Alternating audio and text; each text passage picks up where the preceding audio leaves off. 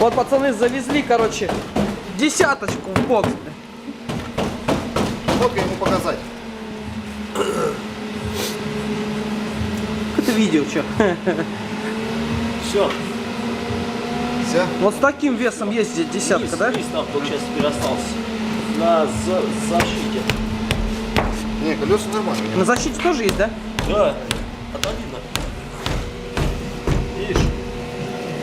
А Серега говорит, у меня, говорит, что там... Бля, ну посвети сюда. Слышь, говорит, что-то у меня, говорит, там Вон. стучит. А что там может стучать? Там, блядь, сугробы, блядь.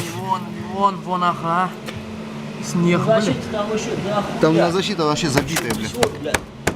Просто все забито. Сюда. Хупатично, конечно. Ебануться, блядь. Ебануться, блядь. Ну да. Вот и стучит, да? Ну, говорит, что стучит, может, там, знаешь... А что тут еще может стучать? Там у него все целое.